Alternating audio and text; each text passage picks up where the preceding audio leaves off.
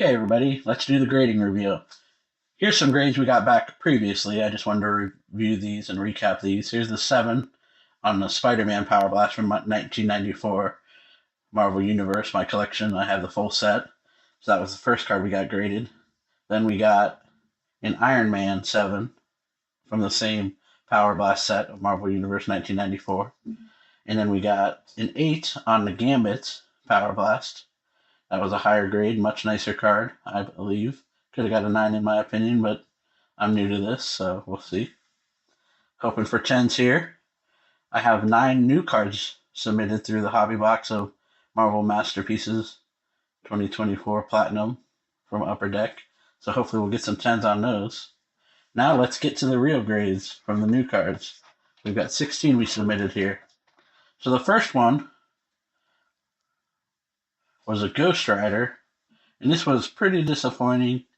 I was hoping to get some good grades on all my Power Blast cards, but as you can see, this one is, see if we can zoom in on the grade there, a 6 out of 10. But in my opinion, the card is maybe a 7. Some of the corners were bent on this one, so I see why they gave it a 6. And the next one, a Wolverine regular card. This one's a pretty cool card. I wanted to get this submitted because 10s were pulling about 200 online. This one gave me a 7. Nice card though. Glad to have that. That's one of my favorite from that 1994 set. And here's Venom, another 7. Just a regular card. So that was another good grade. 7s and up are pretty good. 8s and up are really good. As you can see, these are near mint for the 7s. And 5s and 6s are bad. But these were the cream of the crop of my grades I got for this submission. So let's get to these. See if I can zoom in here pretty good. This was a Deadpool for my Flair 1994 Marvel Annual set. No, this was Flair 1995 Marvel Annual set. Sorry about that. This got an 8. As you can see, that's got a nifty hologram to it. I don't know if you can see the effect there. Yeah, let's get that rainbow in there. And you can see this got an 8. So that is selling on eBay for $100 or more. Each card that gets an 8 of these from this set. As you can see, here's a Iron Man. I got an 8 on that too. And the PSA estimates aren't always accurate. They said these were lower than my other grade I got on my Venom card from this Holo Blast set. They call them Holo Blast instead of holograms because of the character on the front. The main character's art instead of a hologram. And here's the Venom. This was actually a lower grade at a 7 out of 10. Venom versus Demogoblin there. That's a really cool card. I love that rainbow effect there. And it is selling for $50 for just a 7. But they have sold for over $100 on eBay as well for a 7. I actually have these posted on eBay if anybody is interested. These 3 holograms. Just search online. You'll see them. Now here's these getting to the suspended animation cards. This was my first suspended animation I submitted in this set. Now these ones did not do as well. They have some color bleed from aging. So they gave all of these 5s and 6s. You can see this is the Gambit suspended animation. Number 1 from the card set. There's 10 of these. We already got the Wolverine back and I got a 7 on that one. So the grader was a little harsher on these 9 I submitted, the rest of them. So that was a little bit of a bummer. I was getting some mixed signals from GameStop on the return. The updates all came back. They all said the word null on the names except for 3 of them. And I couldn't get to 2 of the cards. And the grades seemed a little inconsistent, but I see the grades now and I agree with them. So there's that. But here's a grade 5. And this one's really yellow. Has some streaks in it on the plastic.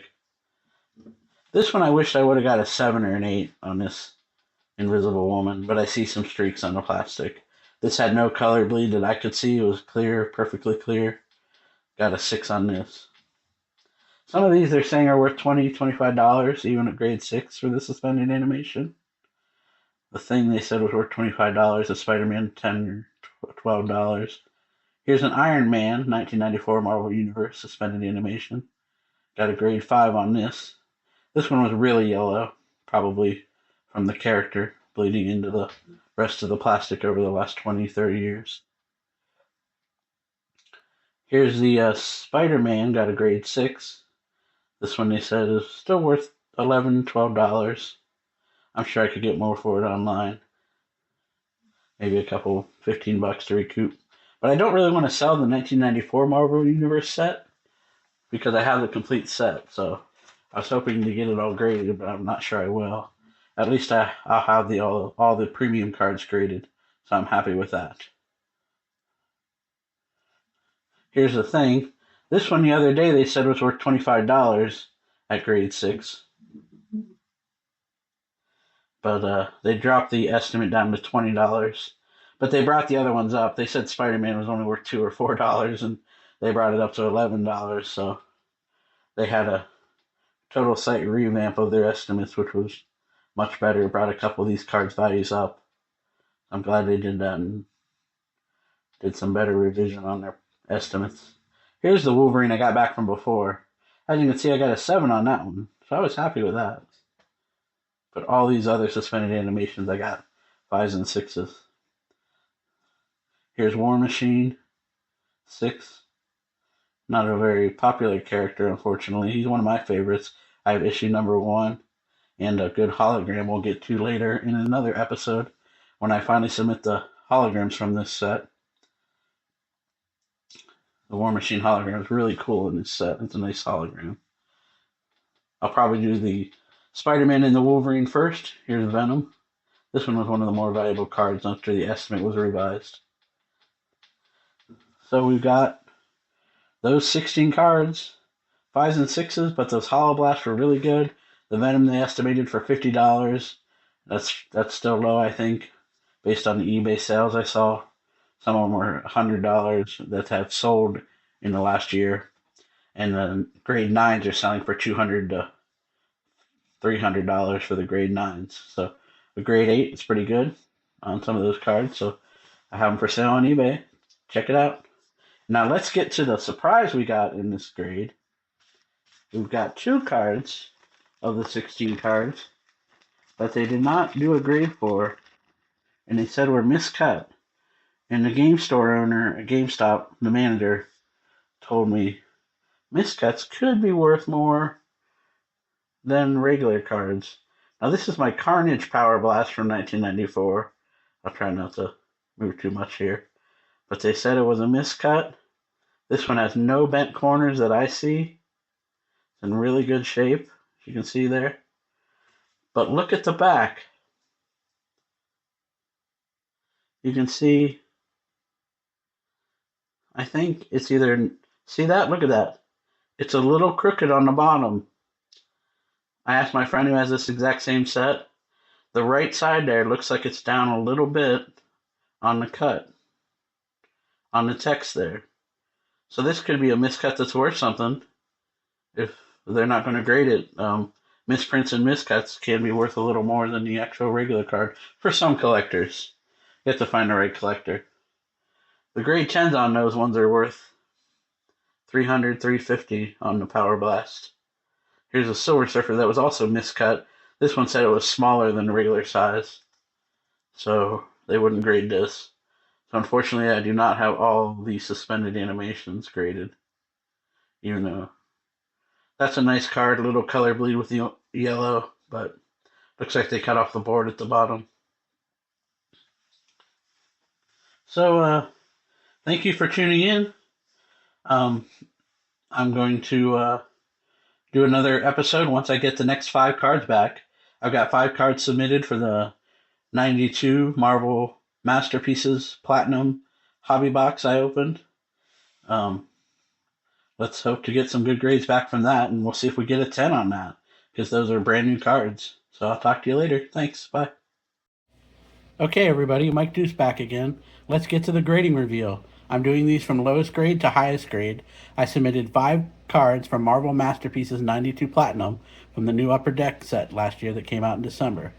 So these are brand new cards. I put them in the sleeve in the card saver sleeve right away and got them graded through GameStop. So let's get to it. Here's the first one. This is a Thor Seismic Gold. Now, as you can see, unfortunately, this one, the big card, got a 6. Mint 6. So that was the lowest grade I got from these 5 cards. It looks like a beautiful card on the front, but the reason it got a 6, I did not see this before. It's got like 4 factory damaged lines on the back. You can kind of see that on the bottom there. And over here, there's 2 as well.